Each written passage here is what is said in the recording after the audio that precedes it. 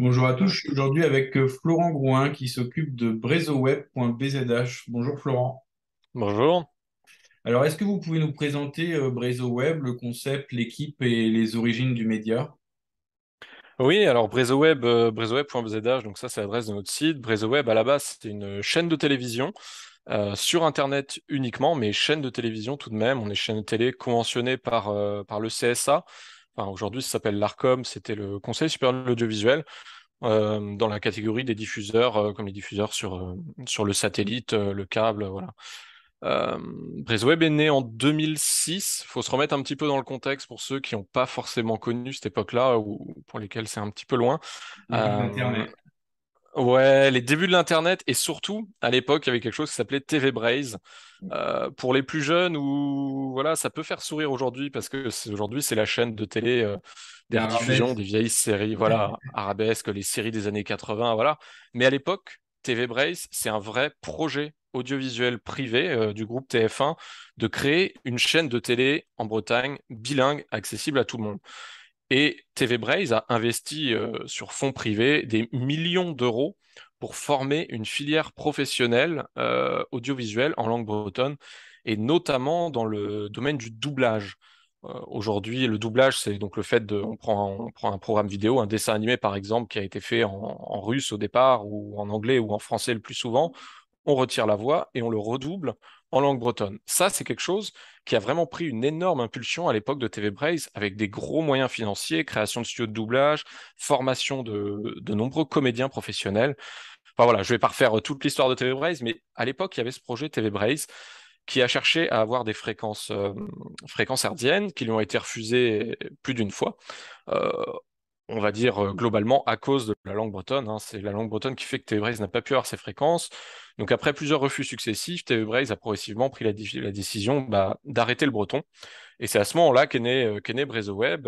Lionel Burnick, qui était le rédacteur en chef des programmes en langue bretonne du journal en breton sur TV Braze, a eu le choix, en gros, soit d'aller continuer sa carrière à TF1 à Paris, soit de quitter la boîte. Et il a fait le choix de créer BrezoWeb, avec un choix stratégique à l'époque, hein, qui était le web était naissant, hein, comme vous l'avez dit, 2006. 2006, tout le monde n'avait pas encore d'adresse mail, tout le monde n'était pas encore habitué à aller sur Internet, on était encore sur des vieux modems. Enfin voilà, la vidéo sur Internet, c'était un certain pari. Alors aujourd'hui, évidemment, l'avenir nous a donné raison, puisque tout le monde consomme la vidéo sur du Netflix, du YouTube ou autre. Mais à l'époque, c'était un sacré pari. Et pour créer la chaîne, c'est né autour d'un talk show mensuel qui s'appelait Webnose.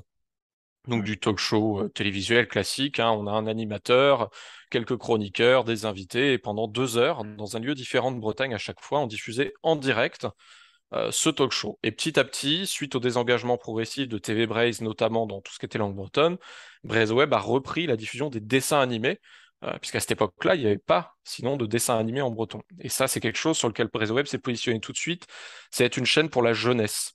Alors quand on dit la jeunesse, on ne parle pas uniquement des enfants, bien sûr, même si ça en fait partie, mais globalement, on a toujours visé les moins de 50 ans, pour faire simple. Et le doublage était un point important. Et petit à petit, sont venus s'ajouter d'autres programmes.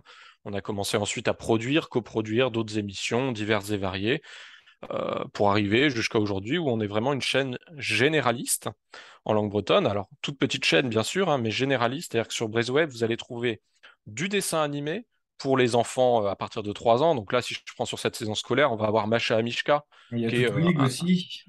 voilà. Alors, ToutWeek, c'est plus un programme qu'on a nous créé, qui est à destination des parents et des personnels enseignants. Oui, Le pour but, c'est de leur chanter. donner des outils clés en main pour transmettre le breton. Mais ouais, chaîne généraliste avec vraiment du dessin animé pour tous les âges. Donc chaque saison scolaire, on a minimum 2 ou 3 séries de dessins animés. Donc pour les tout petits des 3 ans, pour des 6 ans, pour les plus jeunes, 10, 12 ans, ou pour voir même les ados, avec aussi bien des animés japonais, des grands classiques du dessin animé français ou européen, ou international. Voilà, on n'a pas de limite, on prend des dessins animés très connus pour que les jeunes s'y reconnaissent. On va aussi avoir de la série, doublée en breton ou produite en breton pour certaines séries, du documentaire, du film, du magazine de société, du divertissement. Enfin voilà, la palette est très large. Et voilà. Et on fait tout ça dans la question, je crois qu'il était question de quelle est l'équipe aussi de BrezoWeb. Ouais.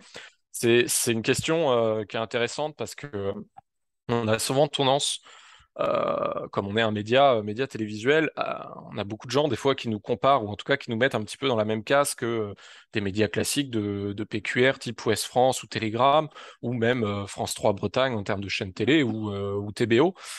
Brezo Web, c'est une équipe à l'heure actuelle de 6-7 personnes, on va dire. Pas tous à temps plein en plus, donc 6 personnes. Euh, Oui, donc si on c'est une compare, équipe restreinte eu égard du produit, enfin du contenu produit, quoi. C'est ah très bah tout à fait. Enfin, c'est une équipe minuscule. Juste avoir en tête que le Télégramme, c'est plus de 1000 personnes. Mhm. Salariés, journalistes, correspondants locaux, c'est plus de 1000 personnes. France 3 Bretagne, c'est aussi des milliers de personnes. Enfin voilà, nous à côté, 6-7 personnes, c'est vraiment une toute petite équipe. Alors bien sûr, à côté de ça, on a aussi un réseau d'intermittents, c'est-à-dire les animateurs que vous voyez sur Brezo Web ou ce que vous voyez qui va être diffusé, c'est pas forcément nous qui produisons tout, hein, heureusement.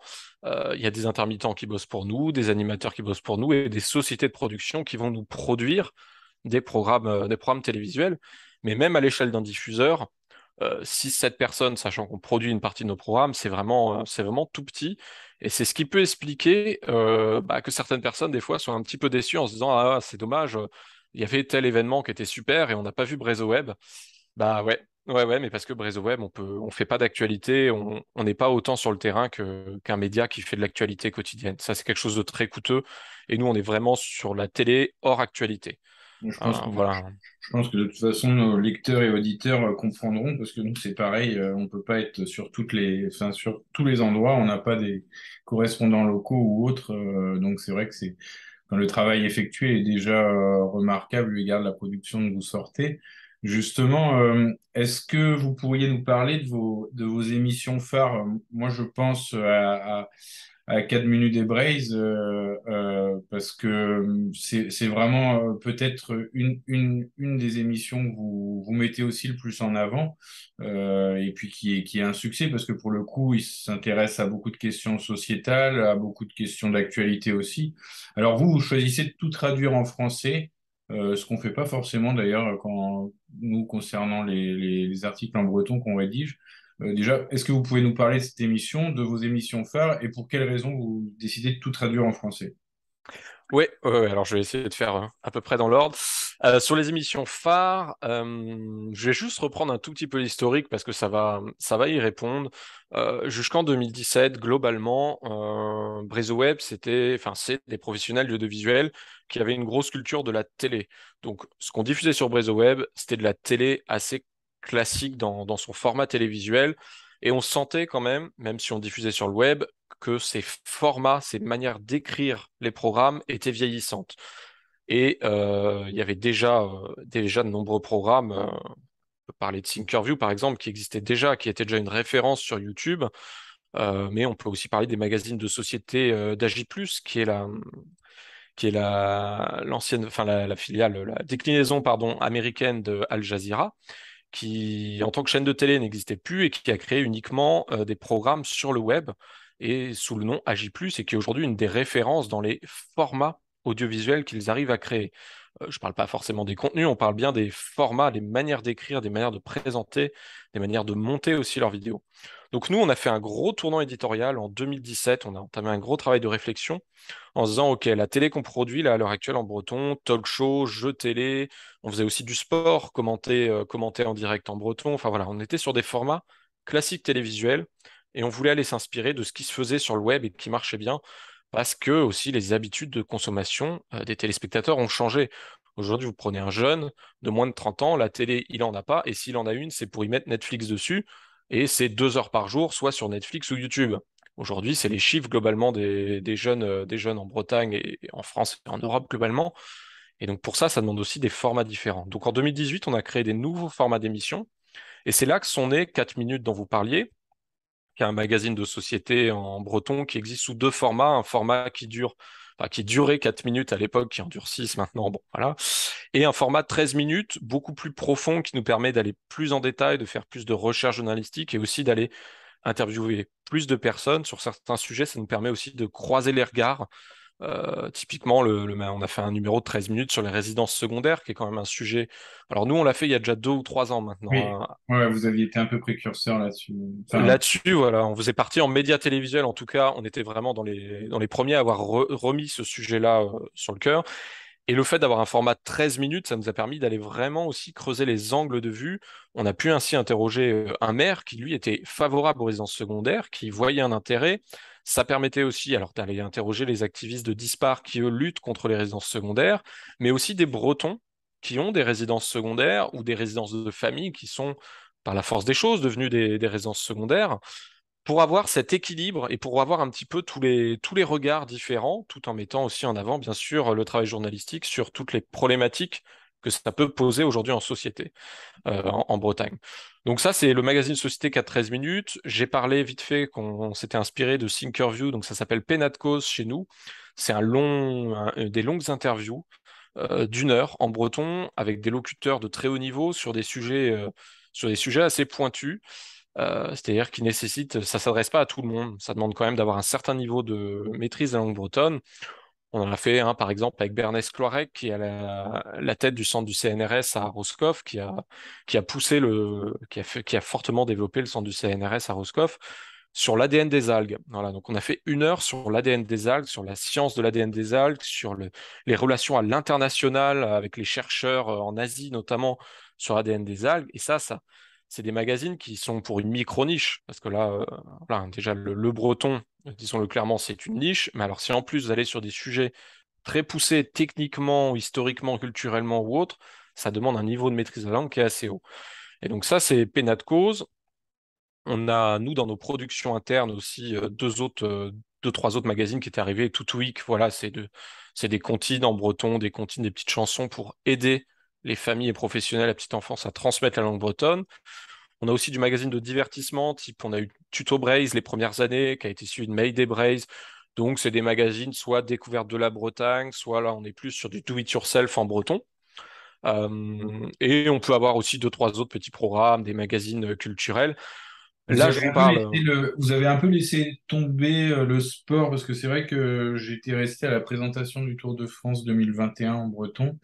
Et il me semble que vous avez un peu laissé, c'était volontaire de votre part. C'est parce que je pensais à quelque chose tout bête, mais enfin ce qu'on appelait la Ligue Celt par exemple en rugby, il n'y a plus aucun diffuseur en France de la Ligue Celt. Est-ce que ça c'est complètement votre créneau pour commenter des matchs de l'équipe du Leinster ou des Gallois ou autres ou moins? Ça, ça pourrait, enfin, à une époque, ça l'était. On a essayé le sport commenté en breton. Le sport, il faut quand même le dire quand on parle de télé, parce que du coup, je disais bien au début, on est une télé, hein. On n'est pas juste un site web ou une chaîne YouTube.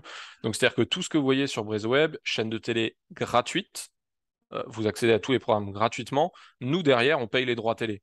Ouais. Donc, un dessin animé qu'on diffuse, on paye quelques milliers d'euros de droits télé pour le diffuser gratuitement sur BreaseWeb.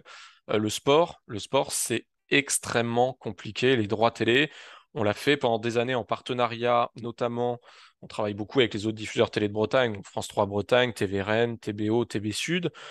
Mais c'est quand même très compliqué. C'est des formats assez lourds à produire. On doit aller, quand on va filmer, retransmettre un match. On a parfois les informations la veille ou l'avant-veille sur le fait qu'on a bien eu les droits télé pour commenter ce match. Et derrière, on s'est rendu compte que ça marchait pas bien. Ça marchait pas bien en termes d'audience. Et alors, évidemment, on est dans de la langue bretonne, donc on court pas après des audiences phénoménales, mais on cherche quand même à remplir une mission de service public et à ce que nous faisons serve aux gens. Et sur le sport commenté en breton, on s'était rendu compte globalement, ça marchait pas super bien.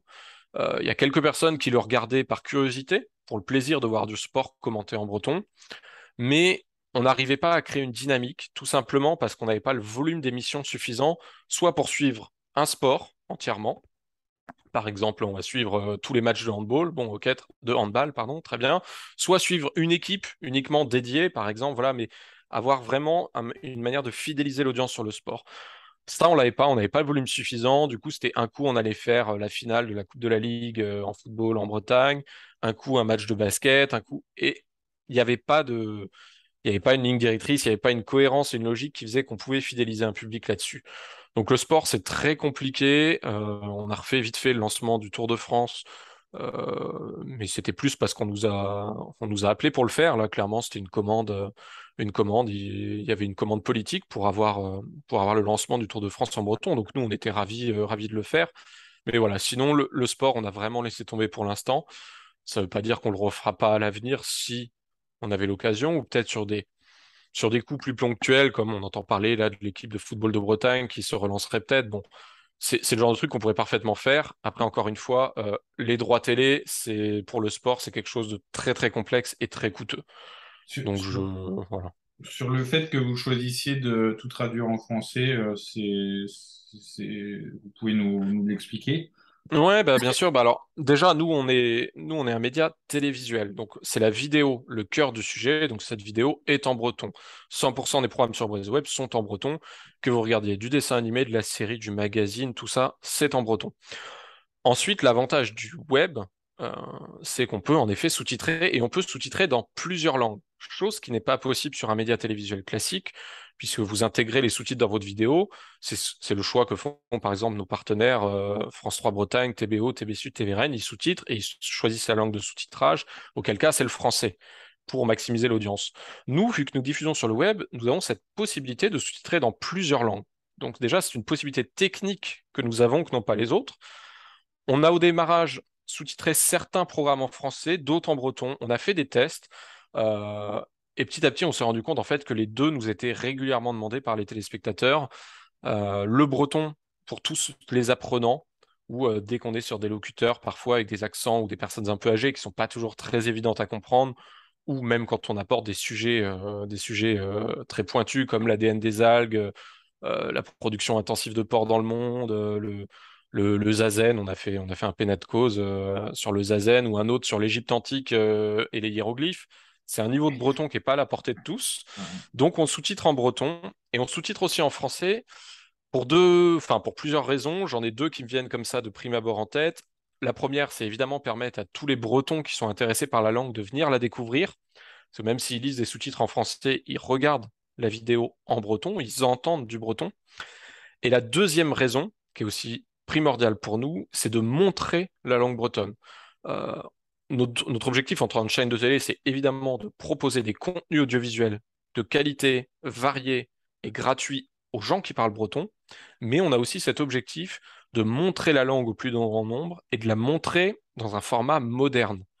Dans un format moderne, on n'est pas là pour montrer des vidéos, par exemple, des archives de l'INA ou des formats qu'on voit déjà en français partout et qui vont pas forcément intéresser. On prend, nous, des émissions qui sont parfois introuvables. On parlait du 13 minutes qu'on a fait sur les résidences secondaires. À l'époque, vous trouverez aucun autre média, même en français, qui ait fait un tel sujet. Donc, si vous vous intéressez au sujet, vous n'avez pas le choix. À l'époque, vous devez le regarder en breton sous-titré en français. Je parlais du Pénat de cause, là je reviens souvent dans ces programmes que nous on produit, l'équivalent de Thinkerview si vous voulez en breton. On a fait un Thinkerview avec Guillaume Rouet. Guillaume Rouet, il est à la tête, je vais me tromper sur le nom, mais de l'INAPOR et de l'International Meat Society. En gros, 80% des producteurs de porc, de viande porcine dans le monde entier sont regroupés dans ces structures. Donc Guillaume Rouet, c'est quelqu'un qui échange avec des présidents de Chine, du Brésil, avec les ministres de l'Agriculture pour échanger sur l'avenir de l'élevage porcin dans le monde. On a fait 1 heure sur l'avenir de l'élevage porcin dans le monde avec lui, en breton. On l'a sous-titré évidemment en breton, en français, mais aussi en anglais. On l'a sous-titré, je crois, de mémoire, dans 5 6 langues. Et Guillaume Rouet, ensuite, l'a partagé à son réseau. Et on a donc des gens dans le monde entier, donc des décideurs, des élus, des ministres dans le monde entier qui sont allés regarder ça. Alors, ils ont peut-être regardé qu'une minute pour lui faire plaisir, je vous garantis pas qu'ils ont regardé l'heure en breton, mais en tout cas, au moins, on a dans le monde entier des gens qui voient des programmes en breton sous-titrés en français, en anglais ou autre, parce que la qualité est disponible uniquement en breton, ou ce sujet est disponible uniquement en breton. Donc c'est aussi une des raisons pour lesquelles on sous-titre en français. Là, Voilà, c'est un peu les deux. je suppose aussi que c'est un travail de titan quand vous devez sous-titrer des vidéos d'1 heure en 4 langues, c'est un travail de titan pas, quand on est une équipe de 6. Alors oui. Alors là, évidemment, on est sur un travail, oui, titanesque. L'avantage du sous-titrage, c'est une fois qu'on l'a commencé dans une langue, bon, il y a une mutualisation entre les différentes langues qui fait qu'on peut gagner un petit peu de temps dès qu'on ajoute une langue.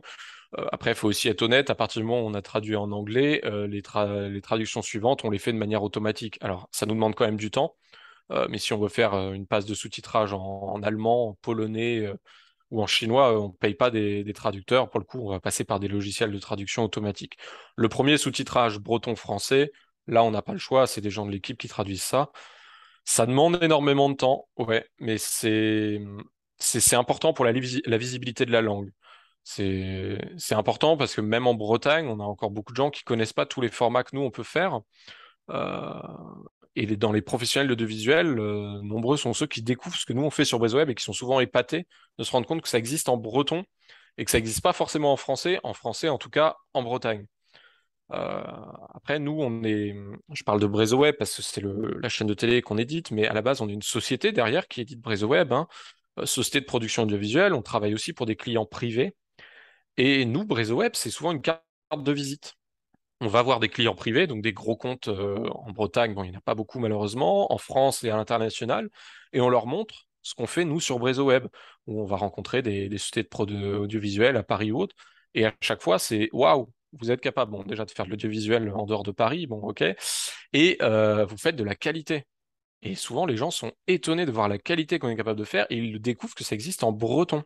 Donc Ouais. c'est vraiment en termes d'image, de modernité de la langue, c'est quelque chose qui nous tient à cœur, nous aussi, montrer cette modernité des programmes qu'on fait en breton pour que les gens aussi, qui ne connaissent pas forcément toujours le breton, sortent un peu de leur tête, ah oui, le breton, langue de vieux, c'est des vieux agriculteurs qui parlent ça, voilà. Non, non, non. Breton, c'est une langue de jeunes, de jeunes et de vieux, hein. C'est une langue populaire, parlée par tous.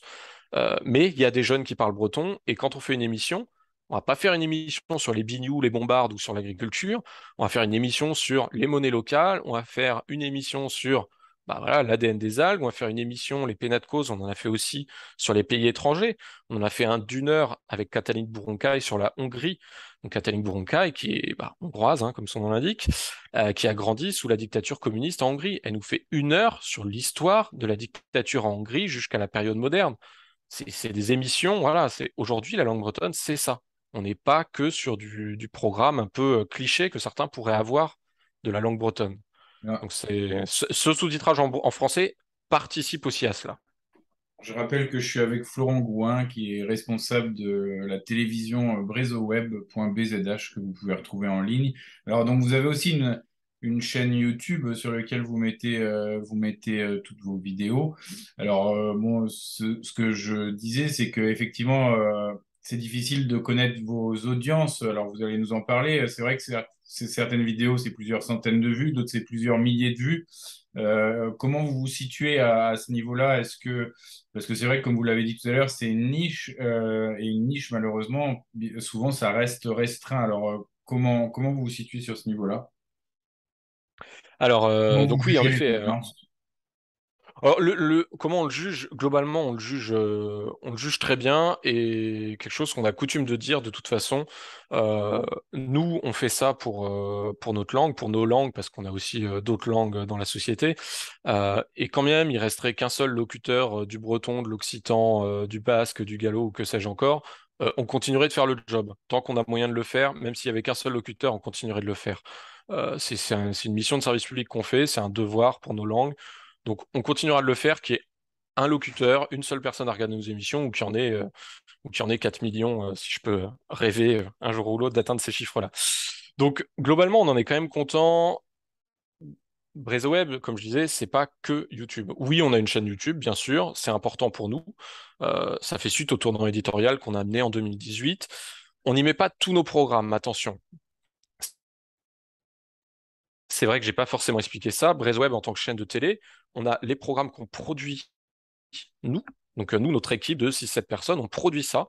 4-13 minutes en Bretagne, Pénat de cause, Tout Week, tous ceux dont je vous ai parlé jusqu'à présent, c'est ce qu'on produit. Mais on achète aussi des programmes. On va acheter des dessins animés, des films, des séries, des jeux télé. Fouetterienne, le jeu télé qui est quand même, bah, je pense, le jeu télé le plus connu en Bretagne, en breton, l'équivalent de Pékin Express en breton. Voilà, ça fait partie des jeux qu'on achète ou alors qu'on va Et coproduire. je pense à la série Finarved aussi qui pour le coup a plutôt bien marché, j'ai l'impression. Enfin, en plus, il y avait vraiment la qualité qui allait avec. Oui, voilà. Alors tout ça, c'est de la coproduction. Quand on achète ou qu'on coproduit, on n'a pas nécessairement, nous, les droits. de le mettre sur YouTube ou sur Facebook. Même le plus souvent, on n'a pas le droit, justement.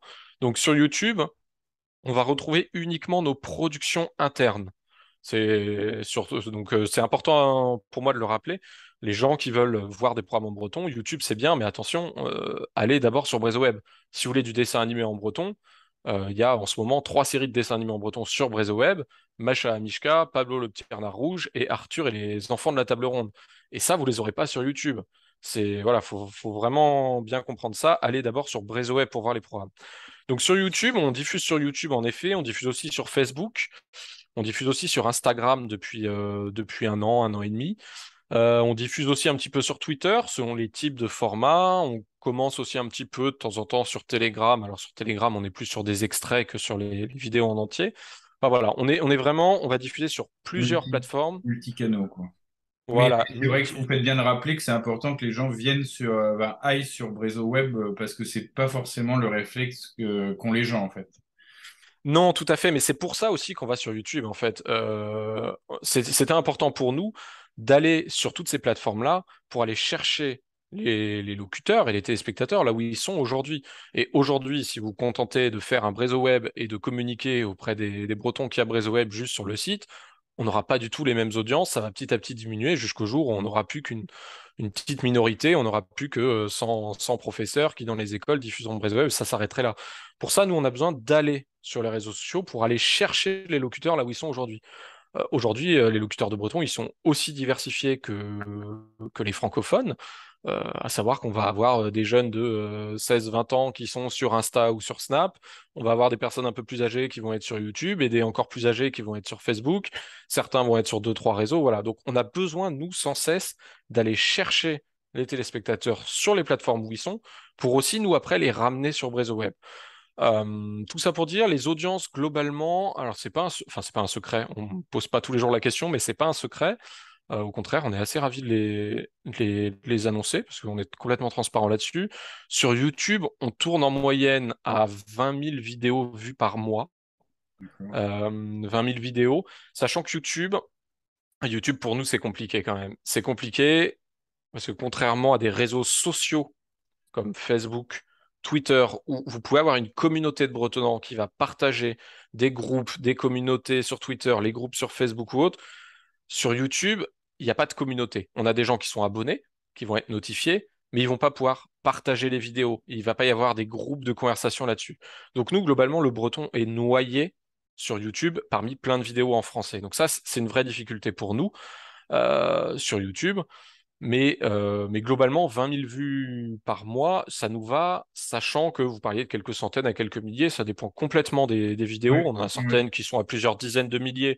Bon, elles sont rares, hein, je vous l'accorde, mais on a quelques-unes qui sont à plusieurs dizaines de milliers. Ce qu'on voit évidemment, c'est que les vidéos qui marchent le mieux sont soit celles qui sont en rapport avec la pédagogie de la langue. Donc on a toute une série d'initiations à la langue bretonne. Celle-là, évidemment, est cartonne. On va avoir la musique qui marche bien. Ça, c'est ce qui fait des dizaines de milliers de vues. Et après, on va en avoir aussi qui vont faire des milliers de vues de temps en temps sur les magazines de société. Tout Week aussi, on en a quelques-unes comme ça. Enfin voilà. Euh, YouTube a aussi une logique ce que nous on appelle la logique catalogue. C'est-à-dire que quand vous postez une vidéo aujourd'hui sur Facebook ou Twitter, elle va faire son max de vues en 24-48 heures max. Allez, sujet exceptionnel, les résidences secondaires, ça va tourner pendant une semaine, mais globalement, au bout d'un moment, c'est fini. La vidéo, elle a plus de vues, sauf si vous choisissez, vous, de la remettre en avant. Sur YouTube, on n'est pas du tout dans cette logique-là. Sur YouTube, en tout cas, nous, on n'est pas dans cette logique-là. C'est-à-dire, bien sûr, si vous comparez à un Squeezie qui va mettre sa vidéo, qui va avoir 2 millions de vues en 24 heures, et derrière, elle sera plus vue. Voilà. Nous, on est dans une logique, on constitue un catalogue. Et les gens, petit à petit, via un travail de référencement qu'on fait sur YouTube, vont découvrir des vidéos de BréZWeb et en les découvrant, vont aller découvrir d'autres vidéos. Vont aller ensuite regarder une autre vidéo de 4 minutes, puis une autre vidéo de Tutuik. Vont aller via les playlists qu'on a créées, découvrir les autres vidéos sous-titrées en français. Voilà. Donc c'est une logique catalogue qui fait que les vidéos, quand on la met en ligne, une vidéo, elle va faire quelques centaines de vues. Et ensuite, bah, soit elle s'arrête là, parce que bah voilà, elle a fait ses quelques centaines de vues et ça va pas au-delà. Soit elle va grossir et elle va atteindre quelques milliers. Ouais, par exemple, on a fait le 13 minutes, un magazine 13 minutes en immersion avec le baguette de Lan Biway. Cette vidéo, elle a fait au lancement bah, quelques centaines de vues. Et puis ensuite, comme elle a bien pris, bah, elle a monté, elle a commencé à faire quelques milliers de vues. Et peut-être que dans un an, quand on regardera, bon, bah, elle sera à 10 000 vues. Voilà, donc il y a cette logique catalogue qui fait aussi que nous, les vidéos, plus on a de catalogue, plus ça permet aussi de mettre en avant la langue bretonne au sein de YouTube, puisque YouTube ne prend pas en compte la langue bretonne. Alors là, c'est parfois un peu compliqué à expliquer, mais sur Facebook, vous pouvez avoir Facebook en breton, vous pouvez avoir des gens qui ont des comptes en breton et donc voir des contenus en breton. Sur YouTube, les vidéos en breton, YouTube sait qu'elles existent, sait que c'est une langue bretonne, mais il fait pas de différence. Il les noie dans la masse des vidéos en français. Du coup, quelqu'un qui aujourd'hui regarde une vidéo en breton sur BrésoWeb, après sa vidéo, on va lui proposer une vidéo en français. Mhm. Nous, tout notre travail, ça va être aussi de travailler pour que derrière lui soit proposée une autre vidéo de BrésoWeb, pour qu'on ne perde pas les gens. Voilà, donc pour YouTube, on est ça en audience, et je reviens sur, je peux Sur la revenir un télé en petit peu ligne. sur la question d'audience globale et de niche. Comme je disais, nous, BrésoWeb, on vise un public des moins de 50 ans, globalement. Moins de 50 ans, comptant les enfants scolarisés. On dit globalement qu'il y a à peu près 200-210 000 locuteurs du breton. Et si on part sur les moins de 50 ans, on est enfants scolarisés compris, on va être à 50 000, quelque chose comme ça, 55 000 peut-être. Bon, nous, c'est ce qu'on vise. Donc, on vise un public d'on va dire 50 000 personnes, notre noyau de public assez jeune, habitué à consommer de la vidéo sur Internet, c'est environ 50 000 personnes. Actuellement, tous canaux confondus, BrésoWeb, on est entre 60 000 et 70 000 vidéos vues par mois. D'accord. Voilà, donc toujours pareil, hein, évidemment, si on compare avec la vidéo de Squeezie qui vient d'être postée, ça paraît ridicule. Mais encore une fois, on parle du breton, pas le même nombre de locuteurs. Si on a 65 000 vidéos vues en moyenne par mois, avec 50 000, nous en tout cas, cible de public, c'est génial pour nous. C'est génial. Et autre chose, là c'est plus vrai pour BrésoWeb, le site, que pour YouTube ou Facebook, nous on compte des vues. Alors dans l'audiovisuel, on est plutôt habitué à calculer des parts d'audience, enfin, on compte pour un poste de télé un certain nombre de personnes, nous on compte des vues, mais en vrai, derrière une vue, quand il y a un dessin animé qui est lancé un vendredi à 14 heures Oui, il peut y avoir sur 10 gamins BrésoWeb, derrière si c'est une école, quoi. voilà, et ça c'est très courant, parce que nous on bosse beaucoup avec les écoles, on échange souvent avec les écoles, avec les enseignants. On a beaucoup de retours des enseignants, beaucoup d'échanges, on les informe de nos programmes, on sait quels programmes sont utilisés dans les écoles. On a parfois des surprises, justement, de savoir lesquels sont utilisés ou pas, mais on sait globalement qu'il y a une part des enseignants qui utilisent BrésoWeb, et derrière une vue, bah voilà, sur nos programmes en tout cas, jeunesse, enfant, on sait que en moyenne, c'est 10, 15, voire 20 enfants qui sont dans la classe derrière l'écran. Mais voilà, nous, on choisit de compter uniquement les vues, on compte le minimum, et on se dit, bah voilà, le reste, c'est du bonus, quoi. On sait qu'on est à ce minimum-là de vues, même si on sait que dans les faits, il y a plus de monde. Voilà. Mais globalement, on est content de ces audiences-là. Voilà. Alors, Je crois en deux, parce qu'après. Non, enfin voilà, globalement, on est content de ces audiences-là. On peut bien sûr, notre objectif, c'est bien sûr de les augmenter dans la mesure du possible, mais sans que ce soit une course permanente à l'audience. d'accord. Et c'est pour ça que c'est quelque chose d'important pour BrésoWeb. BrésoWeb, on est un média 100% en langue bretonne.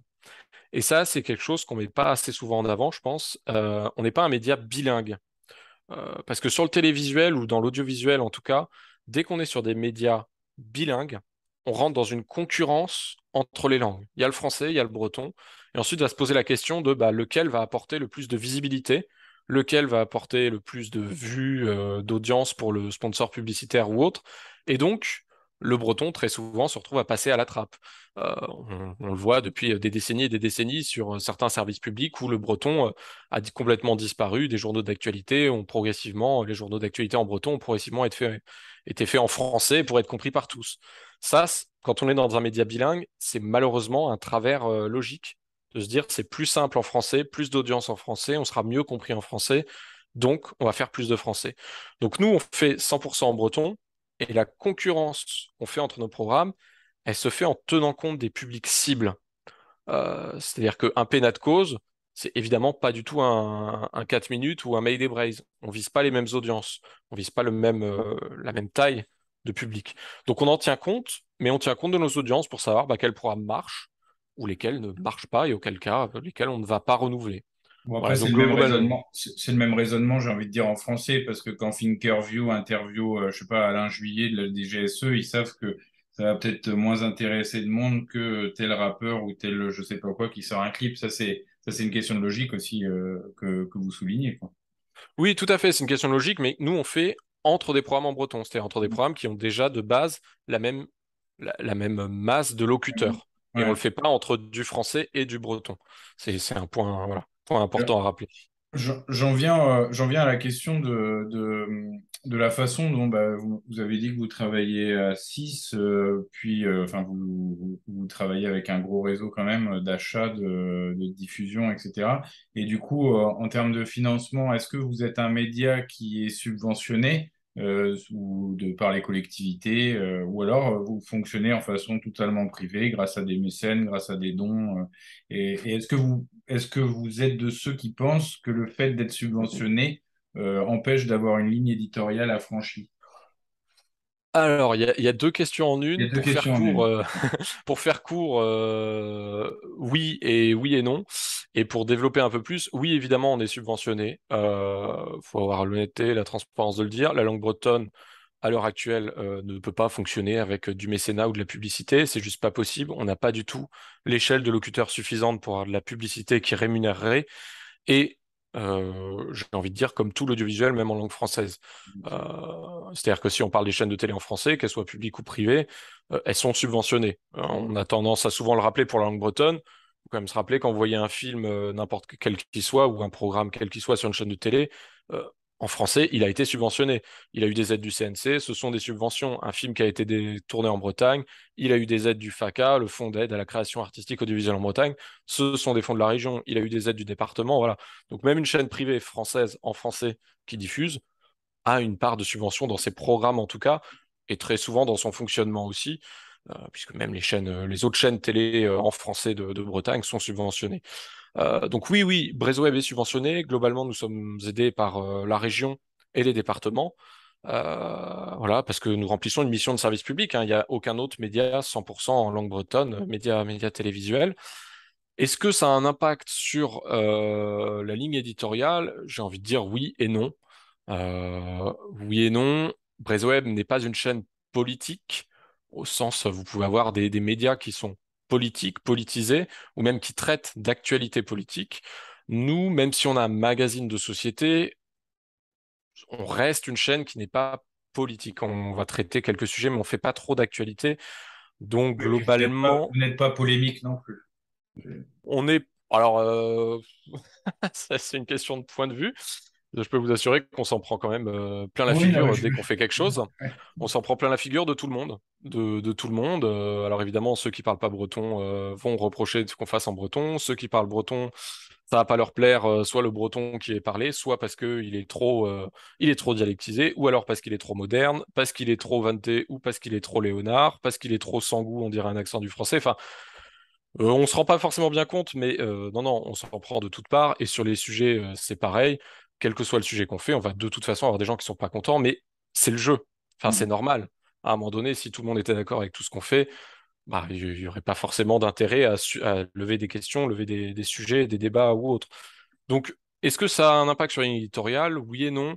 Oui, parce qu'évidemment, on va pas pouvoir faire demain, si on veut lancer une série satirique, comme ça peut exister en Catalogne, sur les élus, type un Guignol de l'info en breton, bah, ça peut être un peu compliqué.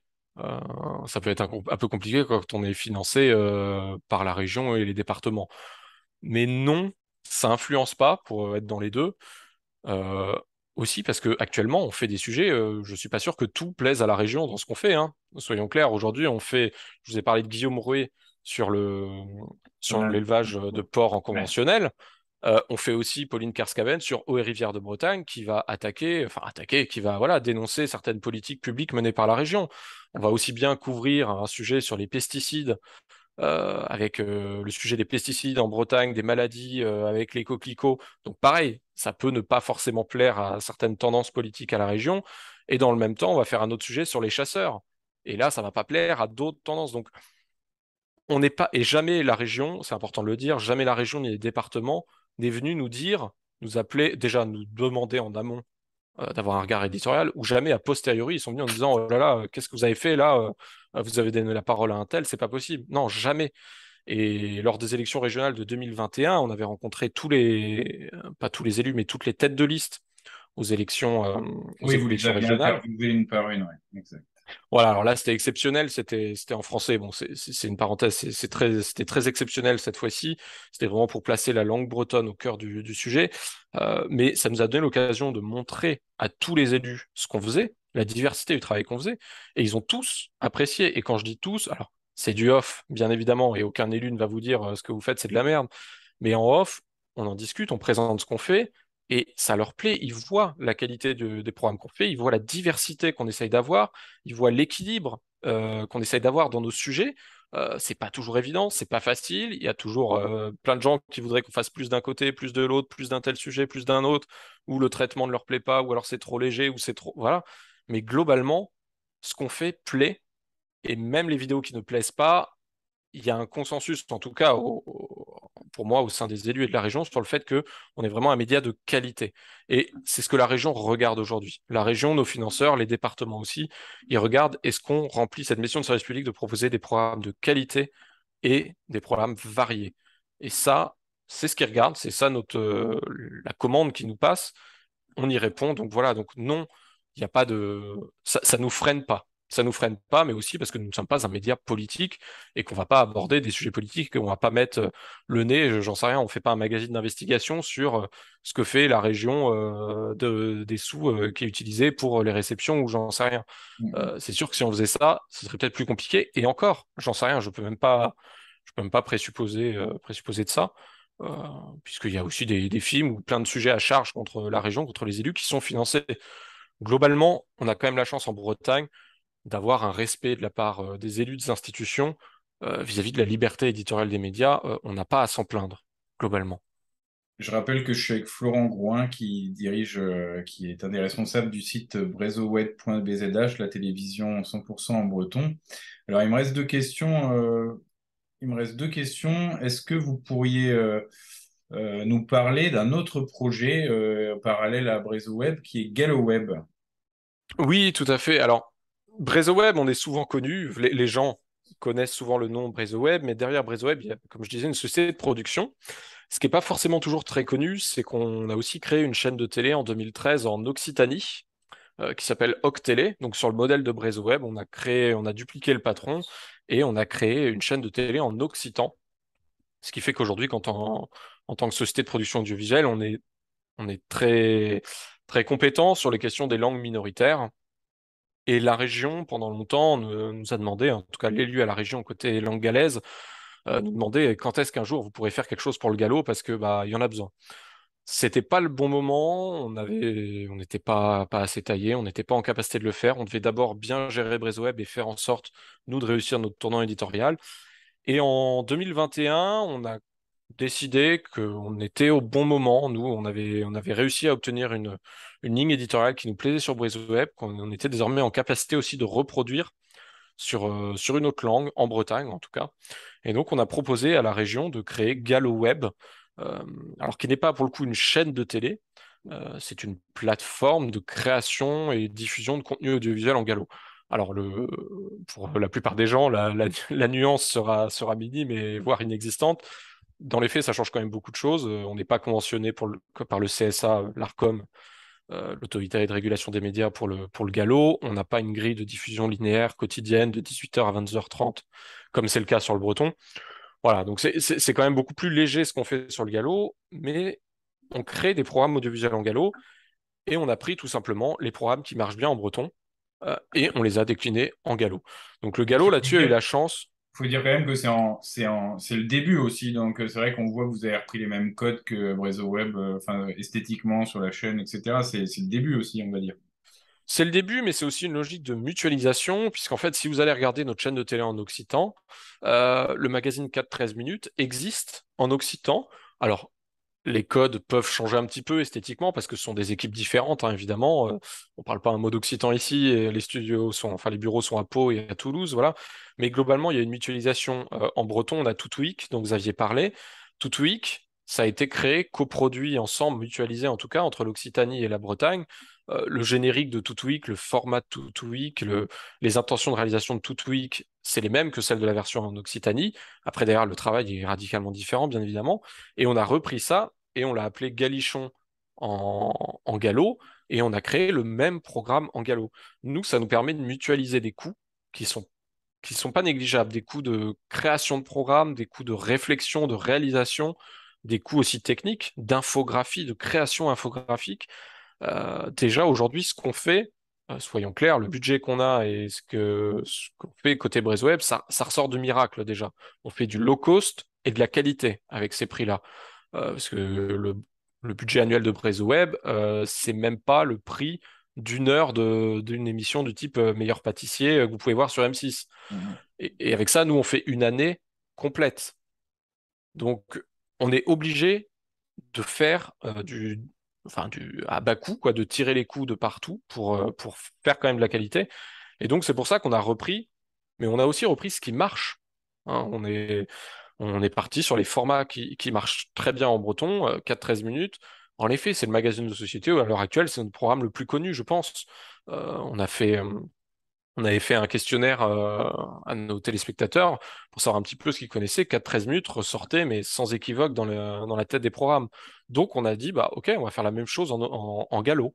Et on a créé 4 minutes de temps, présenté par Vassili Moreau pour le premier numéro. Et on a fait un premier numéro sur l'état de la langue galaise.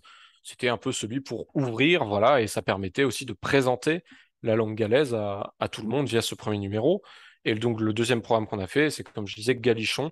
Donc là, c'est des comptines et petites chansons en langue galaise. Et l'objectif, c'est d'aider les parents, enseignants qui le souhaitent à transmettre la langue galaise, même s'ils ne parlent pas gallo. Ça, c'est un point important, qui est aussi important en breton et en occitan, c'est aider les familles qui aimeraient mettre breton, gallo, occitan dans leur famille, via le chant, via les comptines, via tout un tas de petits vocabulaires de la petite enfance que l'on n'a pas toujours. Et aussi, même les locuteurs, des fois, qu'ils n'ont pas eux-mêmes. Je vais prendre un petit exemple tout simple. Vous connaissez tous Amstramgram, Piqué, Collégramme. OK, quand on est enfant, pour répartir des joueurs ou pour dégager quelqu'un, voilà. Ça, en breton, vous pouvez être un parfait bretonnant, avoir fait un master de breton et ne pas savoir quel est l'équivalent en breton et ne Ouais. pas connaître cette petite chanson-là en breton. Et il y a beaucoup de bretonnants qui aujourd'hui, quand ils veulent élever leurs enfants en breton, se retrouvent bloqués par ça, se retrouvent bloqués par un manque des fois simplement d'outils. Et Toutouic, Galichon, ça sert à ça sert à fournir des outils clés en main pour aider à la transmission de la langue. Globalement, GalloWeb, ça a bien marché, le lancement, ça a bien pris, c'est-à-dire beaucoup de retours. J'ai plus les chiffres exacts en tête, mais bon, sur le magazine de société, on est sur quelques milliers de vues. On est surtout sur des dizaines, des centaines de commentaires, de débats passionnés ou enflammés, voilà, sur le magazine. Mais globalement, c'est un vrai succès aussi dans les retours presse. Donc là, on va continuer. On a revu la région et on va lancer la suite. On va continuer sur ce magazine-là et réfléchir à d'autres programmes. Évidemment, au départ, on n'a pas le même stock que le Breton. Ça va être progressif pour créer tous ces programmes-là en galop. Et dans un premier temps, on est parti évidemment de ce qui existe en breton, ou ce qui existe en occitan, parce que c'est ce qu'il y a de plus simple. Ça ne veut pas toujours dire que ce qu'on fera en gallo sera la même chose que ce qu'on fait en breton. C'est deux langues différentes, qui sont aux états différents et qui ont donc des besoins différents aussi. Donc on s'adaptera petit à petit à ces besoins-là. Dernière question, dans votre équipe au sens large, bon, on retrouve de nombreux acteurs qui sont engagés, on va dire, d'une façon ou d'une autre, de longue date, pour la langue bretonne et plus globalement pour la Bretagne. Quel regard vous portez sur l'évolution bah, de l'enseignement de la langue bretonne, du gallo, et puis sur la Bretagne actuelle, quoi, en tant que responsable d'une télévision comme la vôtre? Alors c'est une question assez vaste et large, mais en effet c'est bien déjà de ressouligner, on est une équipe composée de personnes qui sont engagées pour rendre bretonne, c'est important quand même d'en avoir conscience. Les gens qui travaillent à BrésoWeb, ils le font par conviction. On a cette chance d'avoir voilà, une équipe qui travaille par conviction pour la langue, une équipe diverse, voilà, assez variée. Et j'ose espérer qu'en tout cas, ça se ressent dans BrésoWeb et c'est aussi ce qui contribue au succès de nos programmes. L'état de la langue bretonne au global, je serais un peu plus légitime pour en parler dans l'audiovisuel que pour parler à l'échelle de toute la Bretagne.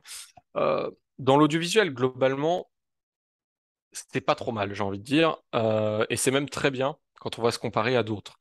En Bretagne, on a un peu des fois le travers d'aller regarder l'herbe du champ du voisin et trouver que tout est toujours plus vert ailleurs. On va aller regarder au Pays Basque, on va aller regarder en Corse, au Pays de Galles. Bon, au Pays de Galles, il y a un gouvernement, les budgets sont pas les mêmes. C'est voilà, c'est difficilement comparable.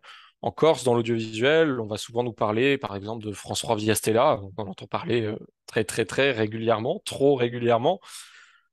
Je réponds souvent, j'ai répondu il y a encore pas longtemps là-dessus, en expliquant, si vous allez regarder vraiment France 3 via Stella en Corse, qui est donc une chaîne de télé bilingue, français-corse, si vous cherchez les programmes jeunesse, les dessins animés, vous les trouverez pas.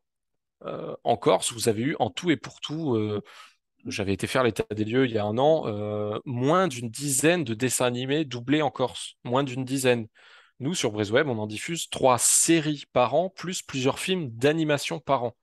Donc, c'est-à-dire en 2 ans, on fait plus sur BraiseWeb que ne fait la Corse en langue corse, en termes de dessins animés, de programmes jeunesse.